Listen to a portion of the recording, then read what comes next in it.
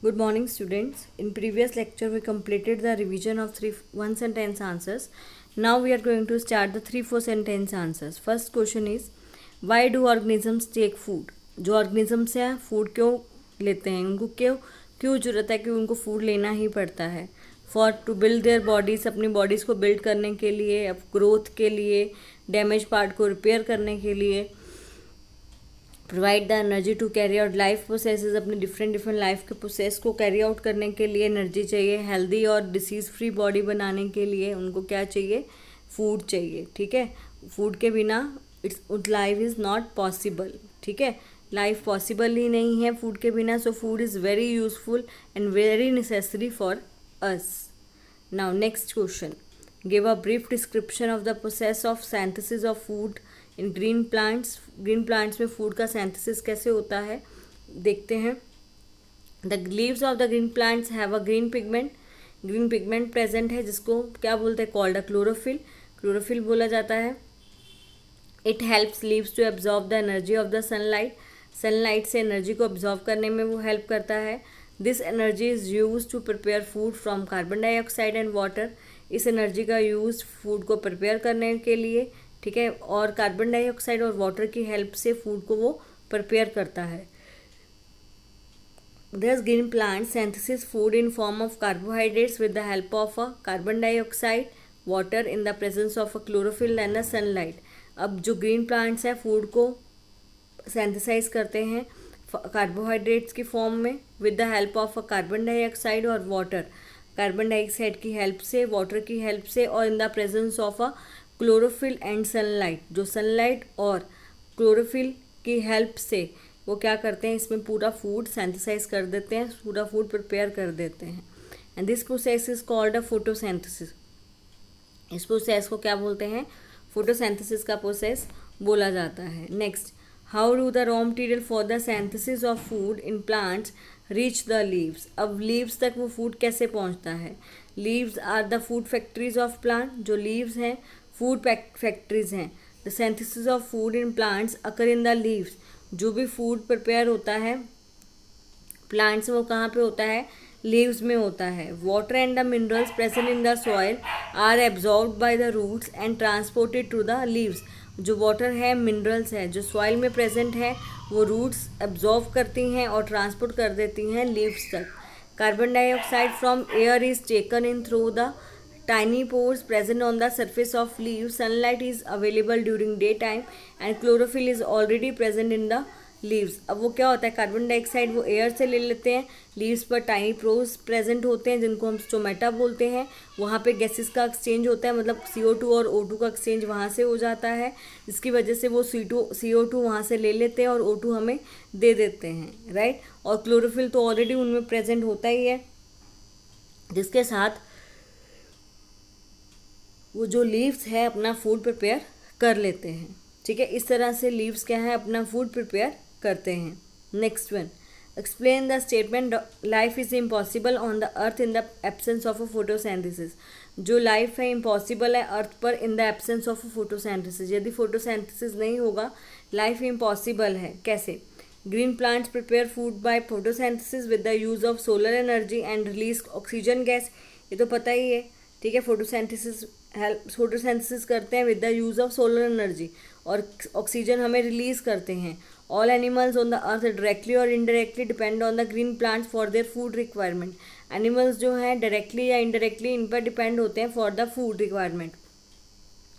Living organism use oxygen for respiration which is produce during the process of a photosynthesis. जो living organisms हैं oxygen का use करते हैं for the respiration which is produce during the process of a photosynthesis. वो कब produce हो रहा है? At the time of photosynthesis. मैंने बोला था ना CO2 और O2 का एक्सचेंज होता है, तो O2 उस टाइम पे हमें मिल जाता है जब फोटोसिंथेसिस का प्रोसेस होता है. CO2 ले लेते हैं, O2 हमें दे देते हैं, जिसकी वजह से O2 हम डिपेंड है O2 पर. ठीक है, for the respiration. Thus two basic requirements for life, nutrition and respiration are fulfilled by the photosynthesis. ये सब रिक्वायरमेंट कहाँ से फुलफिल हो रही है? फोटोसिंथेसिस से फुलफिल हो रही है. So life does not exist in the absence of a photosynthesis. इससे जो लाइफ है फोटोसिंथेसिस के बिना एग्जिस्ट नहीं कर सकती. Next, how do plants with red brown और येलो लीव्स परफॉर्म फोटोसेंथिसिस? जो रेड ब्राउन येलो लीव्स हैं वो फोटोसेंथिसिस का प्रोसेस कैसे करती हैं? प्लांट्स विद रेड ब्राउन और yellow leaves process red brown और येलो पिगमेंट्स। इनमें रेड ब्राउन येलो पिगमेंट्स होते हैं। The leaves other than green also have a chlorophyll. उनमें भी क्लोरोफिल, जो ग्रीन भी नहीं है पर क्लोरोफिल प्रेजेंट होता है। The part of leaf which is even non green process chlorophyll. जिनका कलर ग्रीन नहीं है वो भी क्लोरोफिल का प्रोसेस है, क्लोरोफिल है तो वो फोटोसेंथिसिस कर सकते हैं। So photosynthesis take place in a plant having red brown और येलो लीव्स। इसलिए वो फोटोसेंथिसिस का प्रोसेस कर सकते हैं जिनकी जो लीव्स हैं रेड ब्राउन और येलो हैं। ठीक है, ये आप पॉइंट्स खुद अपने ओन वर्ड्स में भी लिख सकते हो। You can write with this answer with your own words. Okay, now start our next chapter. Our next chapter is how are the selection of ships done to obtain good quality wool. अब ships की कैसे selection करनी है for good quality wools के लिए देखिए. Some breeds of ship possess only fine under hair. Their parents are specially chosen to give birth to ship which have only soft under hair. वो कह रहे हैं सारे ships के जो hairs होते हैं सॉफ्ट नहीं होते हैं, इसलिए पेरेंट्स को सिलेक्ट करा जाता है उनके देख के कि उनके हेयर सॉफ्ट हैं, जिसकी वजह से हेयर सॉफ्ट होंगे तो वो उनके जो आगे ऑफस्प्रिंग्स होंगे उनके हेयर्स भी वैसे ही होंगे, इसलिए उनको सिलेक्शन करी जाती है. This process of selecting parents for obtaining special characteristics in their offsprings such as soft under hair in a sheep is called a selective breeding. अब इस प्रोसेस को क्या बोलते हैं? सिलेक्टिव ब्रीडिंग बोलते हैं कि ऐसे करेक्टरिस्टिक्स के पेरेंट्स को सिलेक्ट करना जिनके उनके स्पेशल करेक्टरिस्टिक्स हों उनके ऑफ स्प्रिंग्स में, ताकि उनके भी सॉफ्ट हेयर हों, जैसे बच्चे हों, जैसे पेरेंट्स होंगे वैसे ही बच्चे होंगे, इसीलिए उनके पेरेंट्स को सेलेक्ट करा जाता है. इस प्रोसेस को क्या बोलते हैं? It's a selective breeding. मतलब हम ब्रीड्स को सिलेक्ट कर रहे हैं. ठीक है, ब्रीड्स को हमने क्यों सिलेक्ट करना है? ताकि जो उनके जो आगे ऑफ स्प्रिंग्स हों उनके हेयर्स अच्छे हो और हमें अच्छे हेयर के वूल प्रोवाइड हो सके. Okay, now next, what types of food is given to sheep rearing for wool. कैसा फूड प्रोवाइड करते हैं आपको पता है? वो तो ग्रीन लीव्स खाते हैं, ग्रास खाते हैं, बिकॉज शिप्स आर हार्बीवर्स. फिर भी उनको ग्रेजिंग करने के लिए बाहर लेके जाया जाता है. फिर भी उनको क्या प्रोवाइड करते हैं? Mixture of pulses, corn, jowar, oil cakes and minerals. ये सब जो उनको पालते हैं वो सब इनको उनके जो रेयरर्स होते हैं दे प्रोवाइड देम, उनको प्रोवाइड करते हैं. कॉर्न है, ज्वार है, ऑयल केक्स हैं, मिनरल्स हैं, वो सब उनको दिया जाता है. इन विंटर में sheep are kept indoors. In winters में क्या होता है? शिप्स को अंदर ही रखते हैं और feed on leaves, grains and dry fruit, जिसकी वजह से उनको लीव्स देते हैं, ग्रेन देते हैं, ड्राई फ्रूटर दिया जाता है. क्लियर? ताकि उनको बाहर नहीं निकाला जाता, जिसकी वजह से उनको बाहर बहुत ठंड होती है, कोल्ड होता है, और यदि उनको बाहर निकालें तो वो मर भी सकते हैं, इसीलिए उनको अंदर ही रखते हैं और वहाँ पे ही उनको ये सब फूड प्रोवाइड करा जाता है इन कोल्ड में, इन विंटर्स में. Okay, now next, how does silk worm prepare silk thread. जो सिल्क फॉर्म है वो कैसे सिल्क थ्रेड को प्रिपेयर करता है? अब silk worm grow in size and enter the next stage of its life history called pupa. Size में बड़ा होता है, फिर नेक्स्ट स्टेज में जाता है. It first weaves a net to hold itself. पहले तो वो नेट को वीव करता है, वो हेड को मूव करता है. ठीक है, in figure of 8. During this movement of the head the caterpillar secrets fibre को सीक्रेट करतेगा, जिसकी वजह से उसमें प्रोटीन है और वो एयर के एक्सपोज में आएगा, वो हार्डन हो जाएगा और सिल्क फाइबर बन जाएगा. Soon the caterpillar completely cover it self and turns into pupa. Caterpillar अपने आप को कवर कर देता है और प्यूपा में टर्न आउट हो जाता है. This covering is a cocoon. ये कोकून की कवरिंग है. From this cocoon silk threads are obtain, जिसकी वजह से सिल्क थ्रेड ऑब्टेन हो रहा है.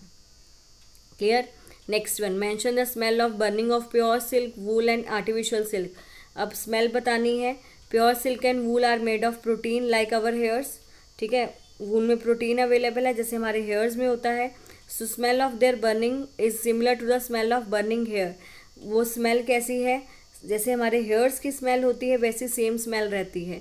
आर्टिफिशियल सिल्क में क्या होता है? सिंथेटिक फाइबर है like as a plastic. So smell of their burning is similar to the smell of the burning plastic. इसलिए उनकी स्मेल ऐसी होती है जैसे प्लास्टिक के बर्न की स्मेल होती है. क्लियर? इसमें 3-4 सेंटेंस है, ये थोड़े लॉन्ग हैं इसीलिए धीरे धीरे चलेंगे. 2 चैप्टर्स के कवर अप कर दिए हैं, बाकी नेक्स्ट वीडियो में कवर अप करेंगे. 2 चैप्टर्स लेंगे. ठीक है, जो चैप्टर लॉन्ग होगा वो 2 लेंगे, नहीं तो ज़्यादा शॉर्ट होगा तो वो 3 भी ले सकते हैं. क्लियर? Depends on this. तो वो हम सेटिंग कर लेंगे, देख लेंगे जो भी होगा, पर आपको साथ साथ रिवाइज करना है, इसलिए मैं अभी थोड़ा कम ही करवा रही हूँ, ताकि आप रिवाइज करके आपको लिखना है, आपको लर्न करने में भी टाइम लगेगा, इसीलिए ये सब धीरे धीरे कर रही हूँ, ताकि 3-4 सेंटेंस आप अच्छे से रिवाइज कर पाओ। ओके, तो आज आपका यहाँ पे इतना ही। नेक्स्ट वीडियो में डिस्कस करेंगे।